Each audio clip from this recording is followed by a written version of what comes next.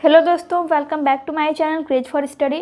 दोस्तों, आज के वीडियो में हम पढ़ने वाले हैं क्लास 6 का हिंदी लेसन 7 हम पढ़ रहे थे। इस चैप्टर का नाम है पिता का पत्र पुत्र के नाम। मैंने इस चैप्टर का फर्स्ट पार्ट अपलोड कर दिया है। अगर आपने वो वीडियो नहीं देखा है तो मैंने उसका लिंक आई बटन में दे दिया है, या फिर आपको प्लेलिस्ट में सारे वीडियोज़ मिल जाएंगे।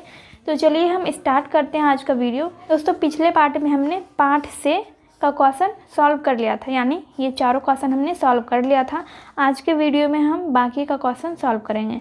तो पहले हम 5 नंबर का क्वेश्चन सॉल्व कर लेते हैं। निम्नलिखित प्रश्नों के 4 विकल्प दिए गए हैं। सही विकल्प के सामने सही का चिन्ह लगाइए या निशान लगाइए। कौन नंबर में है? गांधी जी ने अपने जिस पुत्र को पत्र लिखा था उसका नाम था। ऑप्शन है देवदास गांधी, मोहनदास, या मनीलाल गांधी, या रामदास गांधी। तो इसका सही आंसर हो जाएगा मनीलाल गांधी। गांधी जी ने यह पत्र कहाँ से लिखा था? गांधी जी ने यह पत्र लिखा था प्रिटोरिया जेल से। गांधी जी ने यह पत्र कब लिखा था? इसके ऑप्शन में है 25 मार्च 1919, 25 मार्च 1909, 25 मार्च 1900 या 25 मार्च 1929। तो इसका सही आंसर हो जाएगा 25 मार्च 1909 ईस्वी को। हमारा अगला क्वेश्चन है पाठ से आगे का। पहला क्वेश्चन है, आप अपने पिताजी को गांव या शहर की जीवन शैली के संबंध में एक पत्र लिखिए। दूसरा क्वेश्चन है, आप अपने गांव के किसान के बारे में लिखिए। तीसरा है, क्या हमें पत्र लिखना चाहिए? हाँ तो क्यों, नहीं तो क्यों? तो चलिए हम इस क्वेश्चन को एक एक करके सॉल्व करते हैं। क्वेश्चन क्या था हमारा? आप अपने पिताजी को गाँव या शहर की जीवन शैली के संबंध में एक पत्र लिखिए। मैंने यहाँ पे पत्र लिखा है, आप इसको अपने अनुसार लिख सकते हैं। मैंने यहाँ पे शहर से संबंधित पत्र लिखा है, शहर के जीवन शैली के बारे में बताया है।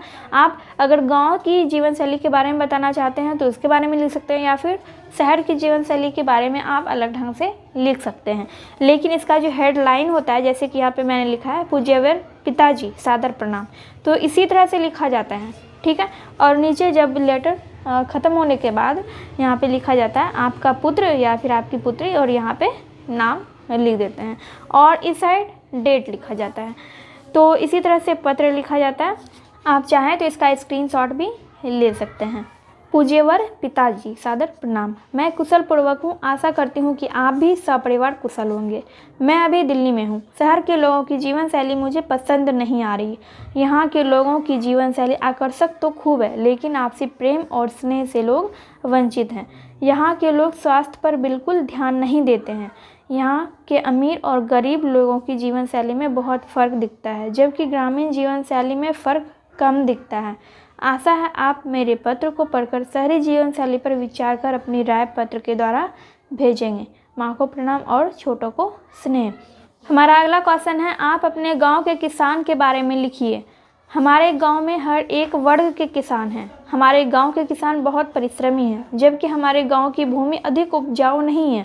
कभी अतिवृष्टि तो कभी अनावृष्टि भी किसानों को प्रभावित करती है। अतिवृष्टि मतलब बहुत ज़्यादा वर्षा होती है, या फिर अनावृष्टि का मतलब होता है कभी कभी वर्षा बिल्कुल भी नहीं होती है। लेकिन इसके बावजूद हमारे गांव के किसान अपनी कर्मठता के कारण उन्नत किसान कहलाते हैं।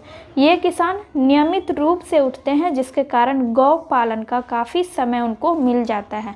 विशेषतः किसान पढ़े लिखे हैं, जिसके कारण कृषि का सम्यक ज्ञान उन्हें प्राप्त होते रहता है।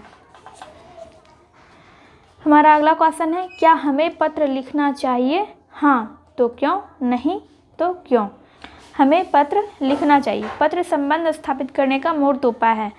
इससे लेखन कला की संपन्नता के साथ साथ अपने भाव को व्यापक रूप से प्रकट करने का अवसर मिलता है। पत्र लेखन में पैसे की भी बचत होती है।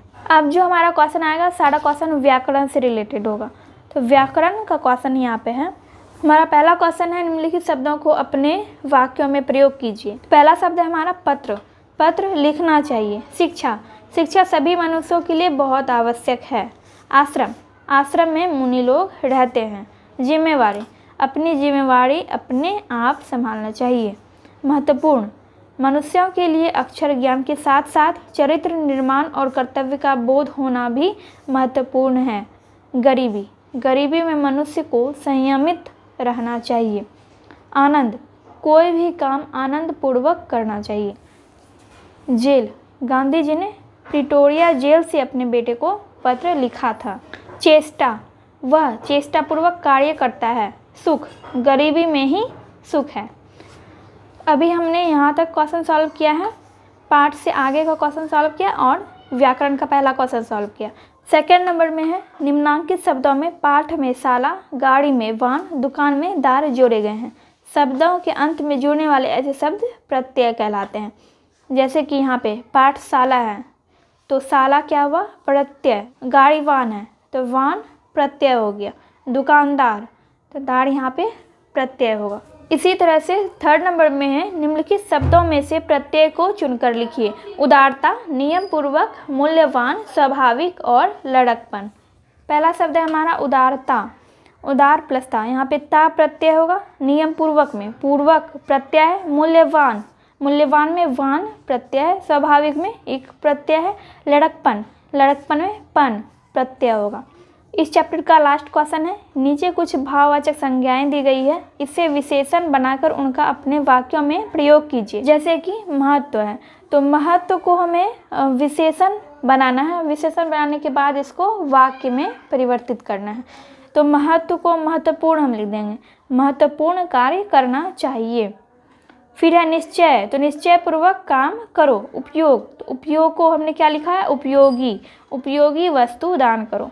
सहानुभूति, सहानुभूति को हमने लिखा है सहानुभूति पूर्वक। सहानुभूति पूर्वक निवास करो।